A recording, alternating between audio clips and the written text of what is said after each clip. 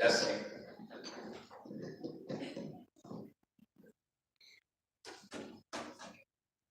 Gonna try to move around a little bit today. The day was Labor Day, September 7th, 1964. My family was gathered around our black and white television set, watching the second part of NBC's Sunday and Monday night movies, David and Bathsheba. Now, it was Labor Day, and so school didn't start until the following Wednesday, so this was the last night we could stay up late and watch television.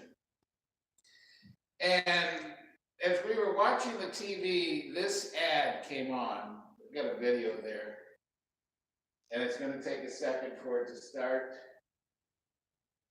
You click it. I don't know.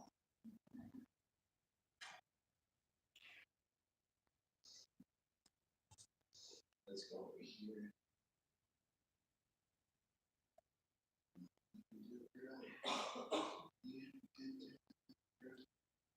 Okay, that's right. There it is.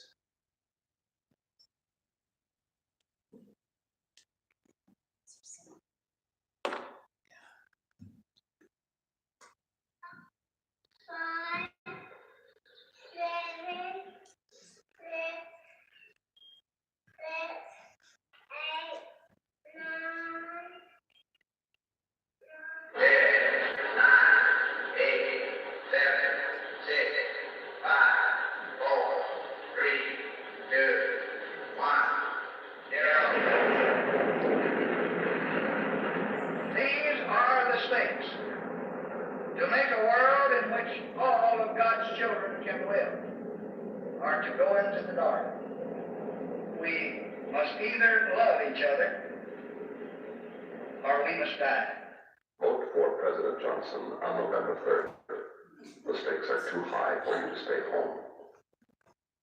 Scary, huh? Yeah. Is that seriously? That seriously came on. We were sitting there. Okay, do you guys remember this commercial? Jim over here says yes, Sandy says no.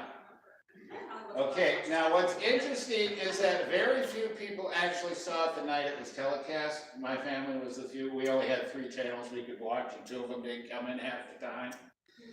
So it just so happens that we started watching David and Bathsheba the night before, and then that ad came on the next day on the part 2, because they always run those movies in 2-hour blocks.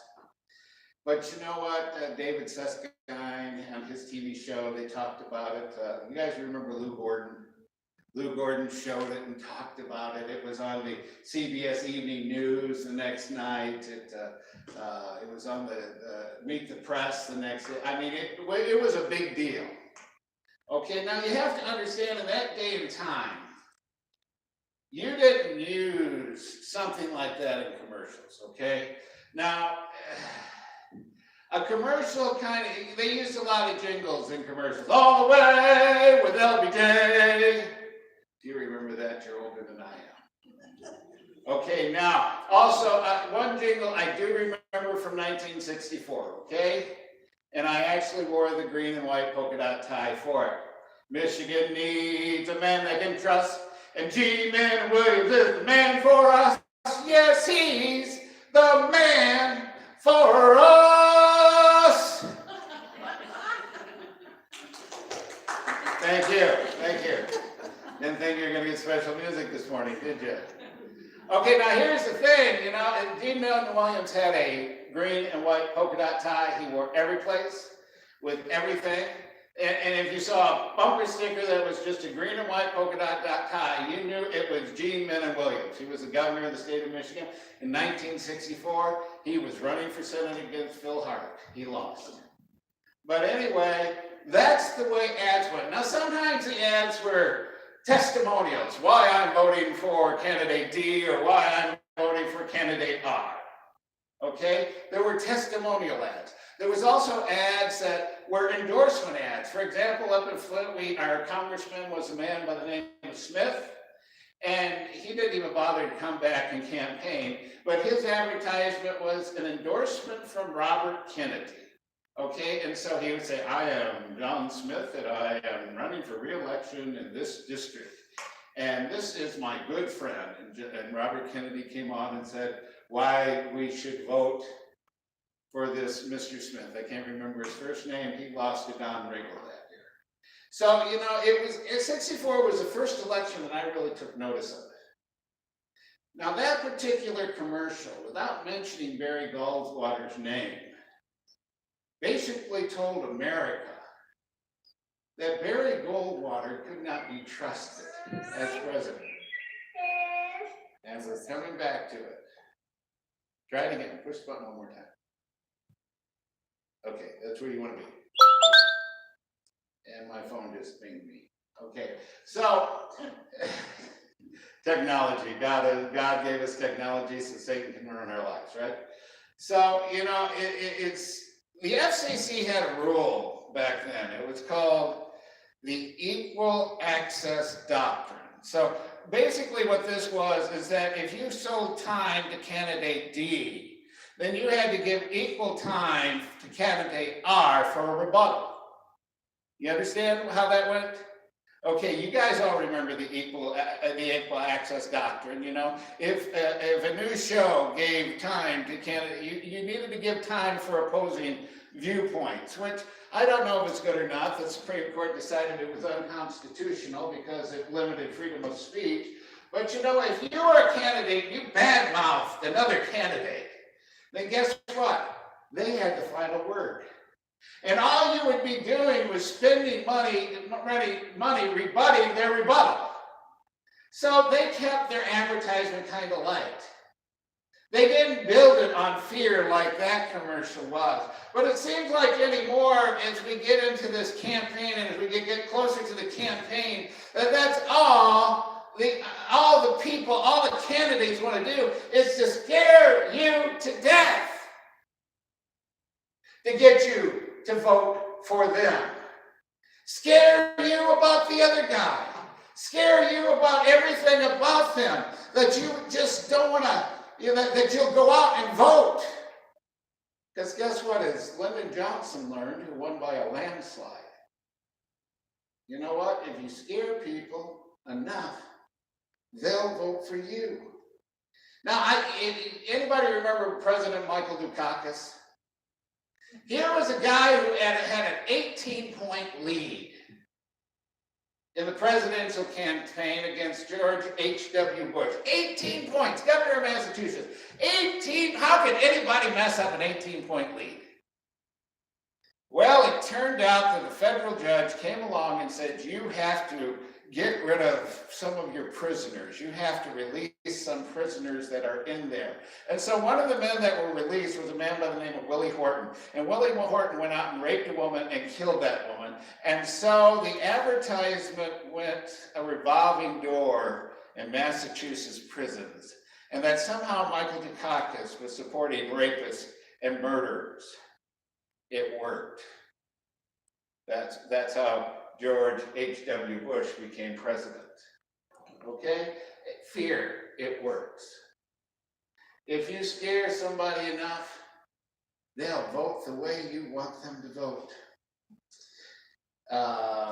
Donald Trump, going to ship all Hispanics back to Mexico. Even if they didn't come from Mexico, they're going back to Mexico. Let the Mexicans worry about it. Fear. When Barack Obama was elected, you know what happens when all of a sudden the person that you have been told to fear gets elected? You know what happens? We're afraid. We have a tendency to feel insecure in those situations. I remember when Barack Obama was elected, the emails I got, how he was going to do this and how he was going to do that. I once got an email that he was going to declare martial law and wasn't going to allow anybody else, and he was going to control the country forever. That didn't happen, did it? But you know what? We want to make you frightened. And Donald Trump, come on. People are still scared to death of that guy. And you know what happens when we get frightened? We send letters with raisin in it to prominent Republicans, and we send letter bombs to prominent Democrats. When we get frightened, then all of a sudden, people think that they have to take action. Fear is one of those things that control us. Hey, candidate R is in bed with Big Pharma, and it will only be satisfied when you have to pay more for your health insurance. But candidate D, oh, they're in cahoots with Nancy Pelosi, and they're putting your Medicare and your Social Security at risk. I almost came out today and brought all the mailings I got in my mailbox this week and stuck them up there on the screen. But you know, I realized I didn't have to do it because you have the same mailbox I do. Scare, scare, scare, scare. But you know what? You don't have to go to the politicians to be frightened. You know why we don't trust politicians? I'll tell you right now. Are you ready? If you're watching me, politicians, you're scary. If somebody, all they want to do is frighten you, who's at fault? But you know what? It's a scary enough world without politicians. You're there watching television. Let's say you're watching part 2 of David and Bathsheba. And then all of a sudden there comes on the television. Deadliest malls in America. 2 of them in Detroit metropolitan area at 11. Now, if you're at the mall at that time, you want to know what's the most dangerous mall in America, right? You may already be at risk, and you don't know it at 11. Bubonic plague headed towards Michigan. News at 11. It's almost like you have to stay up till 11:30 to see what's threatening you today. Hey, listen, mosque bombed in Minnesota, a black church in Georgia, a shooting takes place, a white church in Texas, a blue shooting takes place, a synagogue in Pennsylvania, shooting takes place. Guess what? It's scary even to go to church anymore.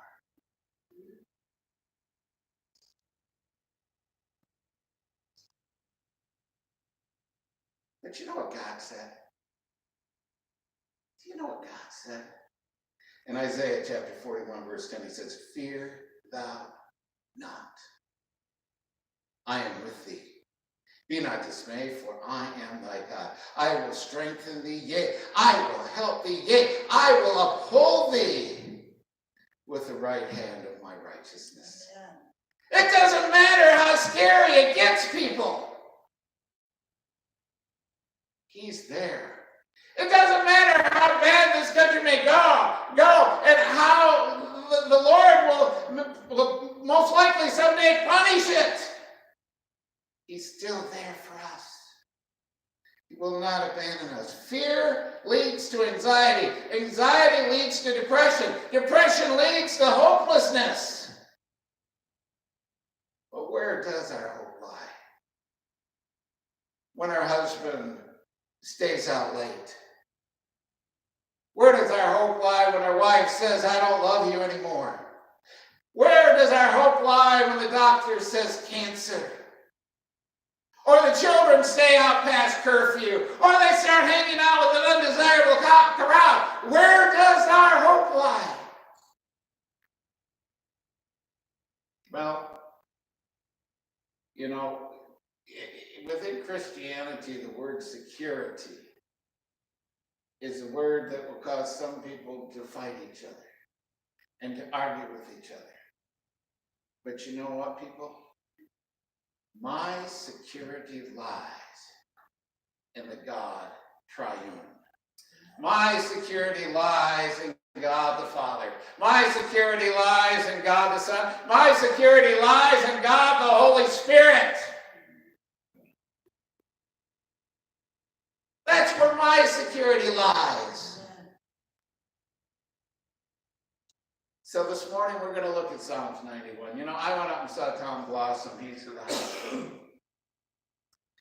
And he's dying of cancer. And I talked to Stacy for about a half hour, and then I talked to Tom for a good half hour, and I talked to him individually, and I talked to him together, and doing the whole, who's a pastor to the pastor, right? It's got to be another pastor. And I said, well, I'm preaching Psalms 91 this Sunday, and he said, I'd like to hear that. So I pulled out my Bible, and I read him Psalms 91. Here's a guy who's not afraid of dying. He's afraid of what's going to happen to his wife when he dies, but he's not afraid of dying. And as I began reading this psalm to him, I've been weepy a lot lately, honey. I don't know why. Probably because you're not around. That's probably it. But as I got down to the point where it says, his angels will hold you up, I just started crying. Because there was a realization that my friend was going to leave me. But he had no fear of that. This is a wonderful psalm because guess what? The world is going to try to scare you. The politicians are going to try to scare you. The media is going to try to scare you. And just life in general is going to try to scare you. And Satan is going to try to scare you. But you are secure, right? Ready? In our relationship with God. That's our first point. We are secure. Our security lies in God's relationship with God. Let's read verse 1. He that dwelleth in the secure place of the Most High shall abide under the shadow of the Almighty. Now, a dwelling is not a tabernacle, it's not a tent, it's not something that's a temporary shelter. A dwelling is a permanent, fixed place. It's a home, it's a house. Okay? Fear cannot have its way in your house if God is who you live in. You need to make your shelter in the secret place of the Most High. Now, if you look at that word secret there, it's also translated from the Hebrew to mean secure. This is the place where just you and God go. This is a place where God is there to protect you.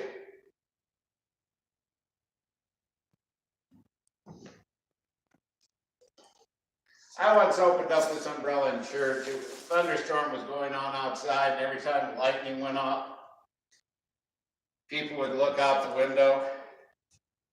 So I went into my office and brought out this umbrella, and I preached a whole sermon under this umbrella, and nobody looked out the window after that. You watch a preacher walk back and forth with an umbrella open, you're not going to pay a lot of attention to what's going outside the window, right? But you know the thing about an umbrella?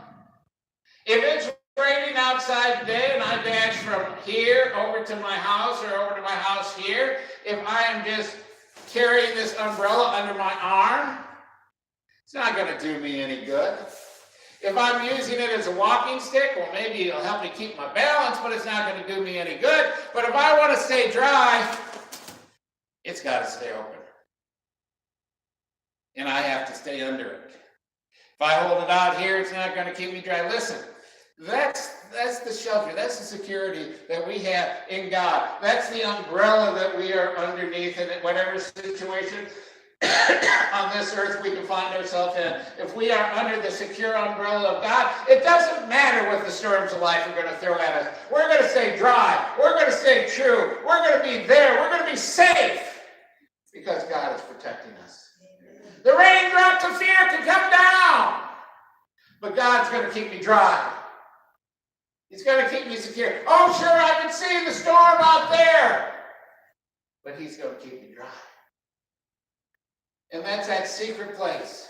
That's that place where only me and God, you know what? We all have a secret place in God, and if I put that down there, it's going to open up. Okay. Listen. We all need to have that secret place. We all need to walk under the umbrella. Now, the word abide means to continue, permanently, to remain, to constantly.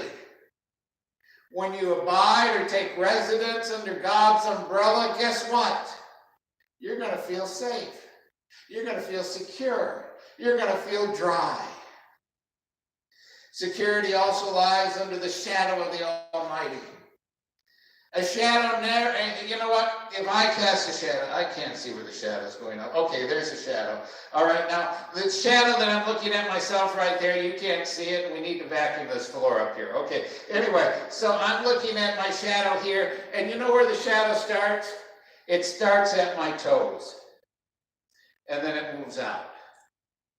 You ever notice a shadow works like that?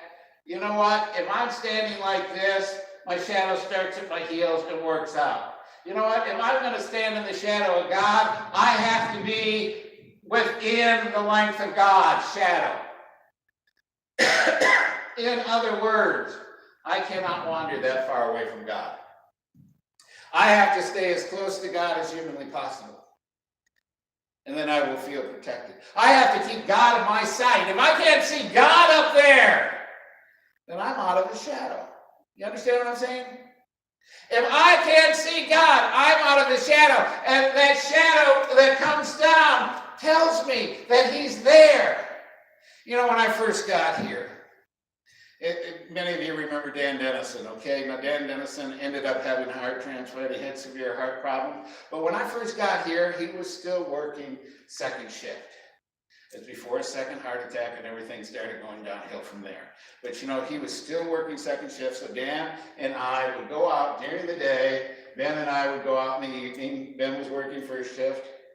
Actually, I think Ben was on sick leave when I first got here. But anyway, Ben could go out with me anytime. Matter of fact, when I first got here, GM was on strike, but Ben was on sick leave. He was the only guy in the church that was getting paid. But you know, Dan was what, 6'4", 6'5"?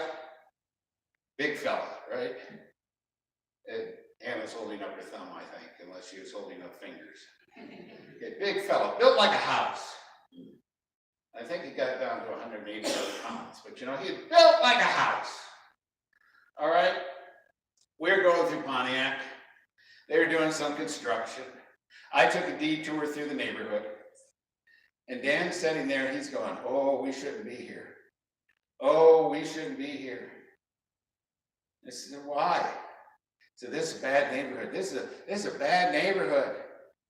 And I just came from Flint, and I looked around and said, I'd raise my family in this neighborhood. This ain't a bad neighborhood. You want to go see a bad neighborhood? I'll show you a bad neighborhood. Okay, now, you know why I wasn't afraid? Because I'm sitting right next to 6'4", 6'5", Dan Dennison. Guys built like a house, right? You don't have to be frightened when you're sitting next to a guy that's 6'5", built like a house, right? He had a reason to be frightened because he was sitting next to 6'8". 5'8", yeah, thank you. 5'8", Tom Miller. He had the reason to be frightened. No wonder he didn't want to be in that neighborhood. But I felt secure being with Dan. I felt like it didn't matter what happened in that neighborhood, I was going to be protected. But that's the same thing with God. If we stay in His shadow, we'll always have that sense of being protected by Him. Under His shadow, being secure in His shadow. What is it that Romans 8:31 says? What shall we then say to these things? If God be with us, who can be against us? If we're walking with God, who can come against us? Who can fight against us? Who can? Well, nobody. Next, security in God is by faith and not by fatalism. Verse 2. I will say of or to the Lord, He is my refuge and my fortress, my God, in Him will I trust. To surrender to the sovereignty of God is not to be a fatalist. You know what a fatalist is? You know what? There are people who are Christians who adhere to what I refer to as a Doris Day theology. And you say, now, preacher, what's a Doris Day theology? And well, it's kind of simple, okay? It goes like this. Que sera, sera. Whatever will be, will be. The future's not ours to see. Que sera, sera. That's a fatalist mentality. Okay? Well, I don't know what's going to happen, so, que sera, sera. Faith turns your heart towards God. Faith turns your heart towards heaven. Fatalism turns your heart to fear. Faith cries out to God. Fatalism just waits for the next shoe to drop.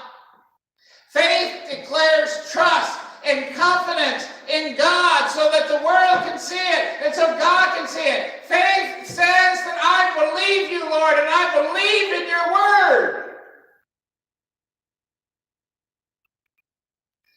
And I believe what it promises me. I will say of the Lord, or to the Lord, he is my refuge and my fortress. Faith is much more than positive thinking and positive confessions or being confident. Faith is much more than positive thinking and positive working. Faith is declaring to the world and to God that he is your fortress and that he is your refuge and that he is there to protect you. Now, the word refuge is a place to turn. It's kind of, to say, a nautical term. Okay, I need to find a safe harbor. I need to find a refuge in the storm.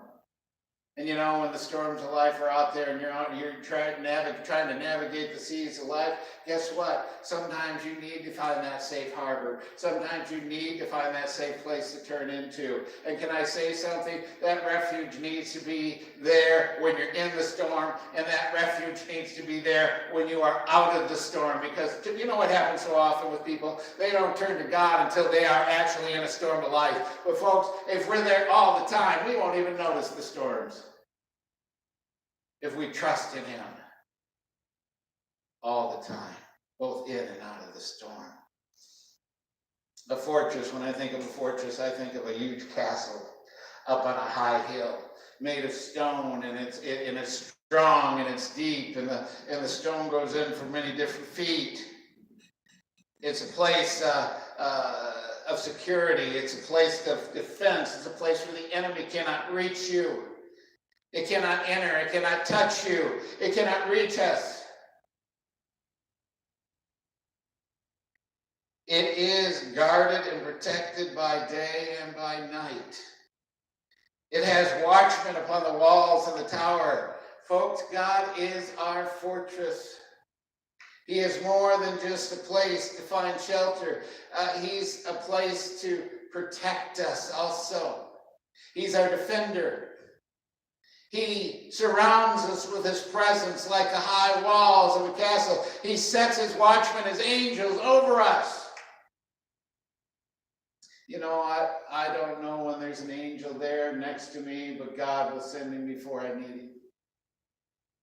The enemy can't touch me when I'm in his fortress and in his presence. That's why it's so important for us not just to come and worship on Sunday, but that's why it's important for us to worship God every day. It's important for us to pray to him on our time and let him talk to us through his word in his time. You know what? That time with God is so precious, and it is a time of worship, but you know what? Sometimes we got to shut up and let him do the talking. But you know what? If we are in that constant state of worship, come back tonight, we'll talk a little bit more about worship as we get into Nehemiah chapter 8. But you know what? If we are in that state of worship and in that thought, worship is not a song that sends the hair on the back of our neck rising up. Worship is being there and realizing that God is God and he loves you. Amen. And that he wants to have a relationship with you. And he wants to speak to you. And he wants to hear from you. That's worship, people. Next, we are secure from the snare of the trapper. Verse 3, surely he shall deliver thee from the snare of the fowler and from the noisome pestilence. Now a fowler is a trapper who lays, he's a hunter who lays out traps. And snares are hidden all over the place. The snare of temptation is out there. The snare of people talking about you is out there. There are so many snares out there that Satan has laid out there before you, and yet he is there to protect you from those traps that have been laid for you.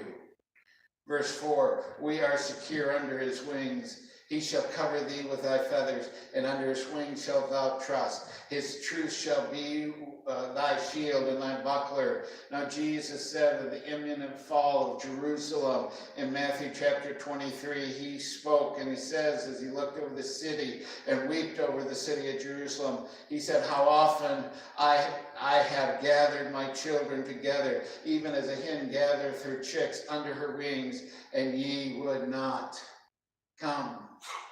You know what, when we look at this, Jesus is saying here, oh, I so want to protect you. I so wanted to protect you. I so wanted to be there for you, but you just rejected me. You know, maybe Bill can tell you he's been more recently a farmer than I, because I've never been a farmer. I've grown 3 tomato plants in my life. And I've made great illustrations, so I should have took them off. I took them off my taxes, right? But chickens, as Jesus said, oh, I would have gathered you under my wings. I am told that if a hawk or some other predator may fly over, what the mother chick will do is she'll make a chirping sound and her chicks will come under and she'll gather them all up under her wings and protect them from, she'll give up her own life to protect her chicks. There's a certain security to the chicks being under their mother's wings, but also it's warm under there. First off, to be under the wings of God means he's going to protect us. He sees the hawks in the air. He sees the fox over in the corner. He sees those things that can bring us down. He sees those things, and he's going to protect us with that. But you know what? Even when we are under his wings, he's keeping us warm and secure and comfortable. Folks, I don't know how many times I might have been facing death that God just kept me under his wings. How many times I faced fear and he kept me under his wings and I didn't even know what was happening. Because once a chick gets under the wings of its mother, all is right with the world. Oh, to live under the wings of the Lord is a wonderful thing.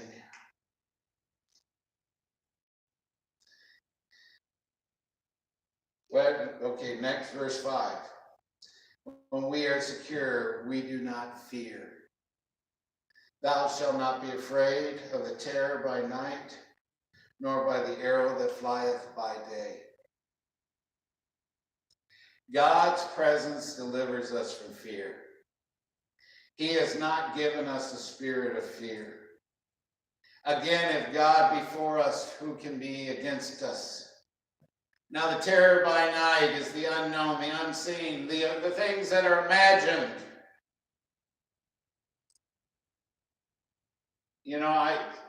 I know some people that, just before bedtime, they just start worrying about everything.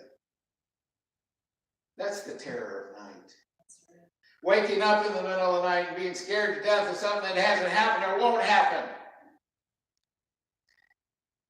The arrow by day, the outright attack of the enemy, the fierce arrows of temptation, the fierce arrows of accusations. And guess what? Don't be afraid. Don't be afraid. 3 words. Let's say that together. Don't be afraid. Easier said than done. But you know what? God doesn't want you to be afraid. You make dumb mistakes when you're frightened. You know that? Next word, secure from the pestilence. Verse 6. Nor the pestilence that walketh in the darkness, nor the destruction of the waste at noontime. That which would destroy a crop, the economy, often seems to be the judgment of God. Destruction at noon, the burning heat of the sun, the drought, how enemies love to turn up the heat in our lives, how they love to turn up the heat and cause us to panic. Even if it seems like you're passing a period of drought in your life, you know what? He delivers us from that. Next, security in the fact that others may fall. Verse 7. 1,000 shall fall at thy side, and 10,000 at thy right hand, but it shall not come nigh thee. The blessing that belongs to those that are close to God with the Almighty. You know, this is a story that goes back to my childhood. And I think I've heard just about every pastor I've ever had use this illustration. So I guess it's my turn. I don't know how true it is, but I think it's true. It's about an old farmer down in Arkansas. And word got out that there was a hailstorm coming. They could sense the hail. They could sense the weather. They could sense that something was going on. And what he found out later is that the hailstorm had started off in the west and was moving through. But you know, as he looked up at the clouds, he began to walk around his farm and he began to declare, Lord, you're my refuge and you are my fortress. And this is your farm, and I've given you this farm, and this is your protected, you will protect me. And then he even quoted verse 8 there that says, only with thine eyes shalt thou behold and see the reward of the wicked. And he started going out there and stomping back and forth in front of this farm, and he started walking the perimeter, and the storm came. And when the storm came, it went like this. It destroyed all the farms and all the crops all the way around him, but his property wasn't touched. You know, and a lot of times when I look at stories like this, I think, and I try to find things that verify it, and I couldn't see anything that verified that story, okay? It's a great illustration. But here's the thing. I have seen so many times communities devastated by wildfires and only one house standing. I have seen many times on the news tornadoes going through a neighborhood and all the houses on down the street have fallen with only one house staying standing. So you know what? I guess if that story's not true, then God's given us other illustrations to see the truth to it. Others may fall.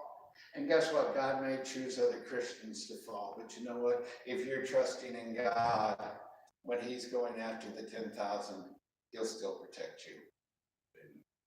He'll still be there to protect you.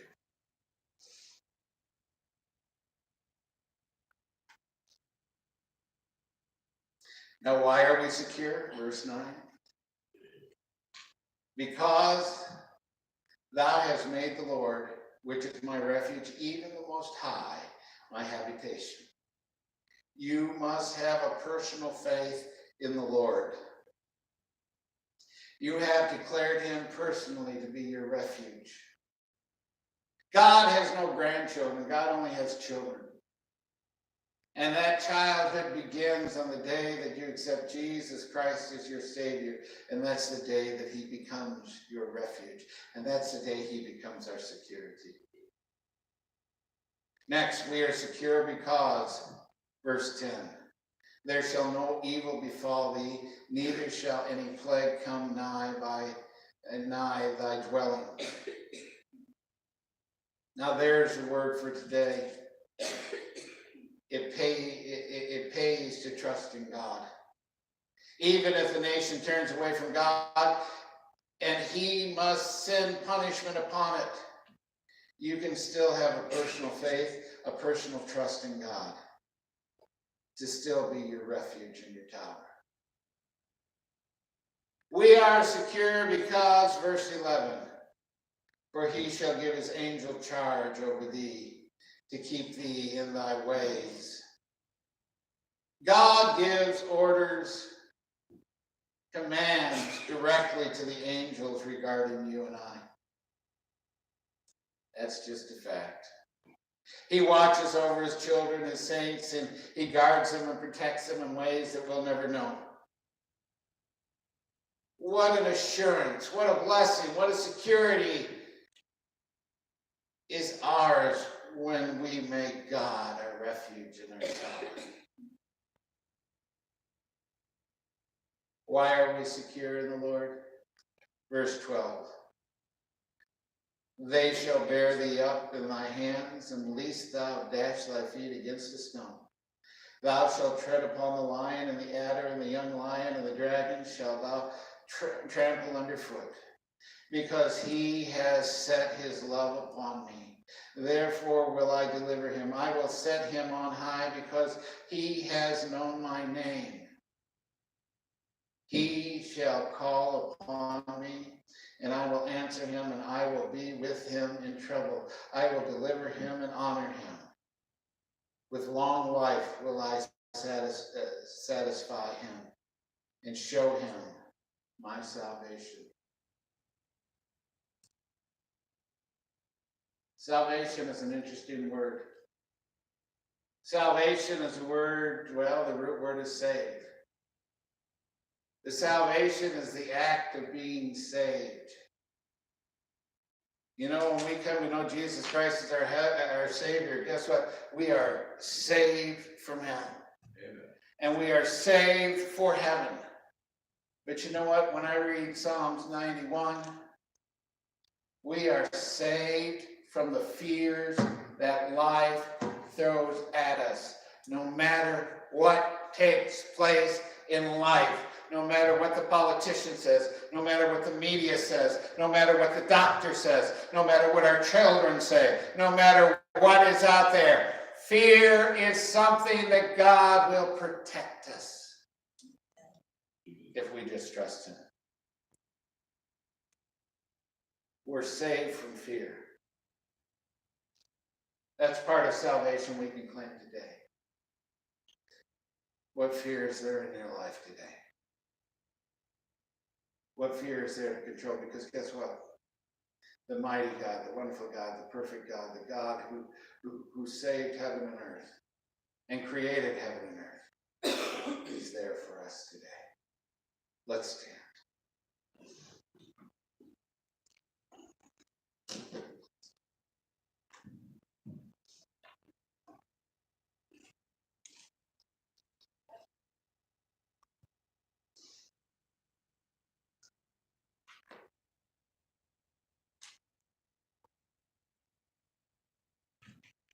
You are so good, God. And you are so wonderful. And you are there to protect us and keep your hands around us and to guide us. Lord, if there's anyone here today that, well, life is getting them down. They're seeing the more seedier side. They're feeling the fear that is out there. We do not serve a God of discouragement. We serve a God of encouragement. Lord, help build our faith. As we give this invitation, if there's anyone here that doesn't know you, let this be the day, let this be the hour, let this be the time. But Lord, if there's anyone here today that wants to claim that salvation from fear, let it be